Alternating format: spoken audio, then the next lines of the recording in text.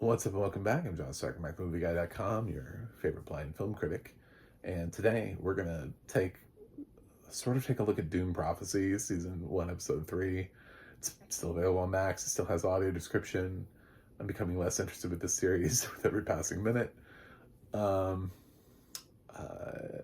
I mentioned in the first episode, I'm not a huge fan of thrusting. And then we had another sex scene, and it was thrusting. I'm like, God damn it. So, whatever. I've never heard that word as much as since I lost my vision. It's just like, stop using that word. Anyway, find new words. The thesaurus is for everybody. Like, people need to like consult with pornographers or something. It's like the people who write, those sexy novels. Like, what are the other words? They can't all be using the word thrusting. Like, we have to find new words. There's something about hearing the same word over and over and over and over, and you're like, there has to be more than this. So yeah, it's it's a prequel episode to a prequel. So we're going back in time, to when the two sisters were younger. And Valeria Veruia, the Vivarium, I don't know what her name is. Anyway, she's training again, and so Dolores is alive and kicking, and she and her ilk are all sort of working on learning the dark arts at Hogwarts. And meanwhile, Tula is off with some other people in what turns out to be sort of like a revenge tour.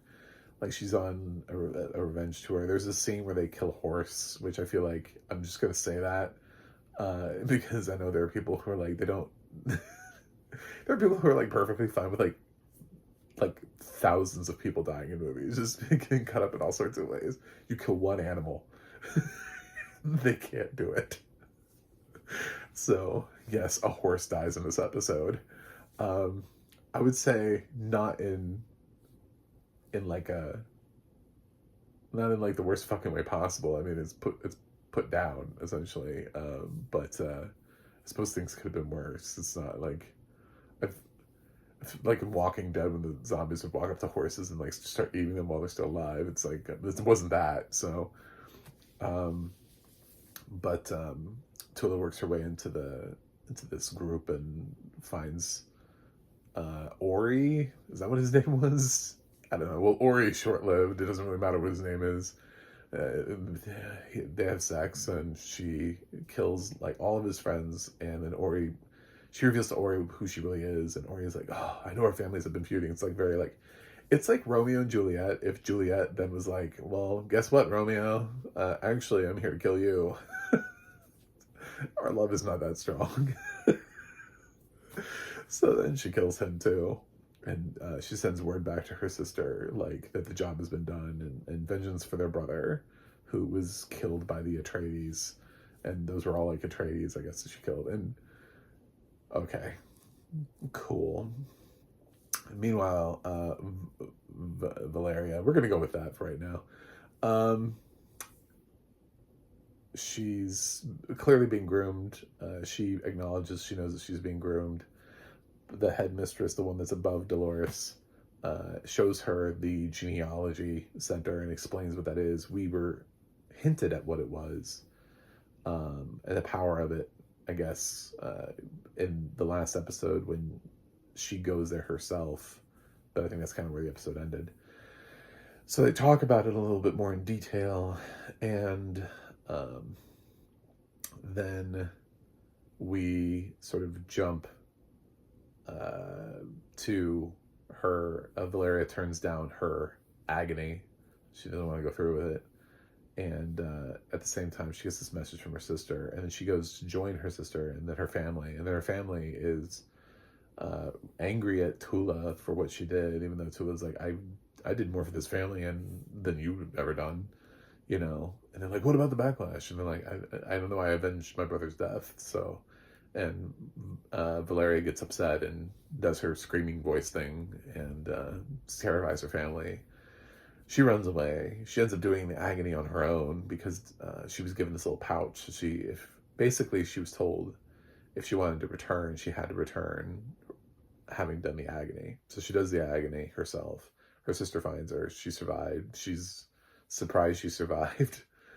So she and her sister go back. And every time I hear the name Theodosia said in the audio description, I'm such a Hamilton fan that I just start singing this big, "Dear Theodosia, what to say to you?" So there's that. And there's a little bit of a current timeline stuff where Valeria and Theodosia are visiting what turns out to be, I think, the version of her father, like who's old and like in like a floating wheelchair on smoking a pipe. And anyway, so to talk about, I guess, what's happening in their world. And meanwhile, she left Tula in charge, and Tula, as soon as Tula's given props for letting that kid die from the agony, Lilia, in episode 2, she just goes in and commands the machine or whatever to keep her alive by giving her more spice. And then that's kind of where it ends. So I guess that's like ooh, she's being pumped more spice, and I'm like, I don't know enough Dune to know the significance of this. Like, I just started with Denis Villeneuve. Denis Villeneuve made Dune, and that made me interested in Dune. So, and we're here. So that's the episode. I don't think the series has really solved this problem of having too many characters and being able to follow them. I mean, there's still all these sisters that occasionally like pop up, and I'm like, I don't know who you are. Should I know who you are? Do you have a plot, a reason, a purpose? Audio description is fine. I just, when you make it sort of methodical by using the same word over and over, it just sort of takes the interesting out of the scene that you're trying to describe. So that's why I just hate the word. But there wasn't really anything else that I thought didn't work for me. Everything else seemed to be fine. Her agony is briefly shown. It's not deeply shown, and I think that probably would have been the most interesting moment of the series. Well, of the episode anyway. Would have been showing Valeria's agony. So we get like glimpses, and then it's just gone. So, well, we spent way more time in the other agony. So, yeah. I'm starting to see some other shows come out, and Dune is not really moving for me. It's not really moving the needle in a positive direction. It's just kind of, once again, I'm going to give Dune Prophecy a B. It's just kind of stagnantly sitting in this, yeah, it's fine. Not great. I wouldn't vote for awards. The movies are better. So that's it. Thanks for watching. Thanks for subscribing. And I'll see you guys on the other side.